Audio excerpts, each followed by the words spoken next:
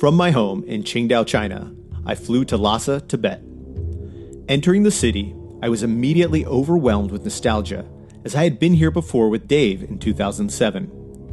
We rode mountain bikes from Lhasa to Mount Everest Base Camp and down into Kathmandu, Nepal. With the rest of my climbing team driving up from Nepal, I needed to continue west across the Tibetan Plateau to meet them. On the way, I spent a day in Shigatse, the second largest city in Tibet. Thinking back to the bike trip a decade earlier, I didn't have favorable memories of this city. However, spending a gorgeous afternoon exploring the Tashi Lumpo Monastery and the surrounding hills helped me realize what a gem this city really is.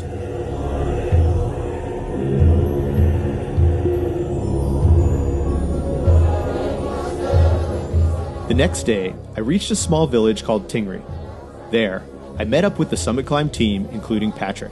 We took a hike up to the Gelung Monastery to catch up. Everest is to the right, Choyu is to the left.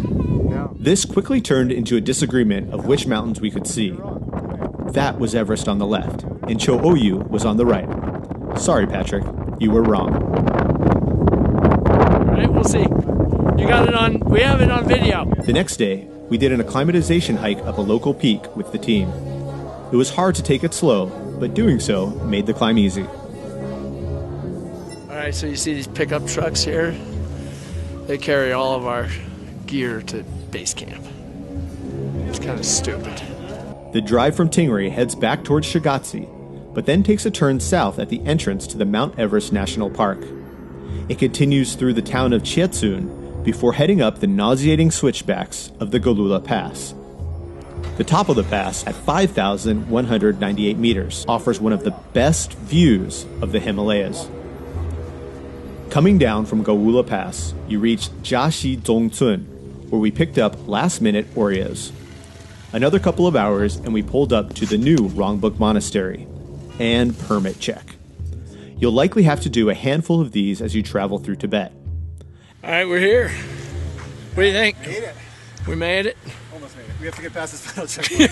Yeah, we got some shipping container people who are going to come out and give us some grief, I'm sure. After a relatively minimal amount of grief, we were let through. Finally, we arrived at Chinese base camp. All of us took our time putting our camp together, except for this man, Zhangbu, our head Sherpa. He has summited Everest 17 times and was always hustling and smiling. The sun dipped behind the mountains and I headed to my tent.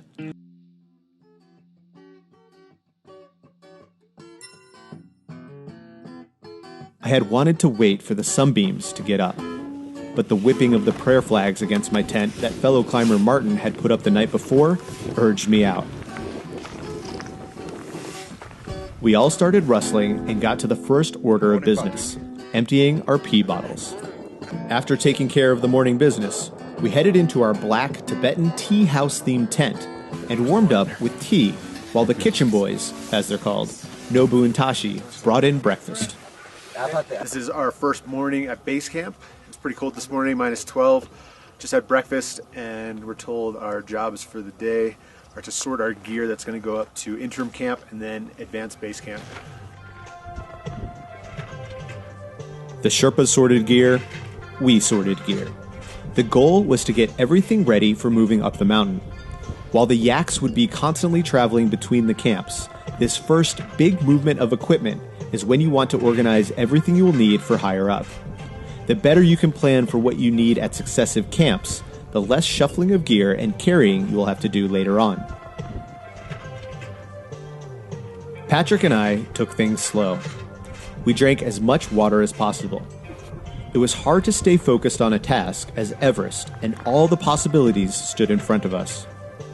Staring at the peak, you squint your eyes to find Camp 3, the exit cracks, and the 3 steps.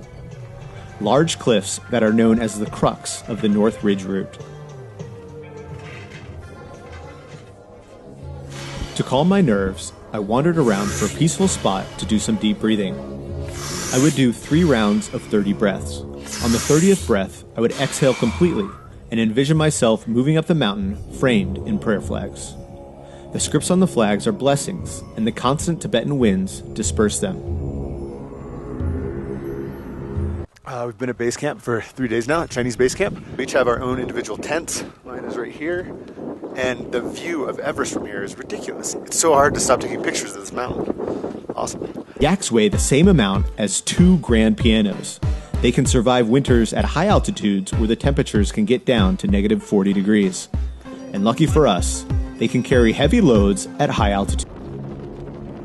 To make use of the time, I admired the view. Washed clothes, the whole summit climb team decided to make it a group effort, and we all left camp together. The trail was steep out of the gate, passed by a valley of prayer flags, and came to a cliff band where other teams were practicing their technical skills. We decided to take a quick break. As we got higher up, the rocks became less and less stable. We got back to our tent just in time for our own dinner. Zhangbu lit the heater. The chicken noodle soup without the chicken and without the noodles, that was really good. Thank you, sir. It is. A spoonful of popcorn makes the medicine go down. Then Zhangbu, in full smile, surprised us with maybe the highest apple pie in the world. While we were all enjoying the comforts of base camp, we knew they wouldn't last. Tomorrow, we would move up the mountain.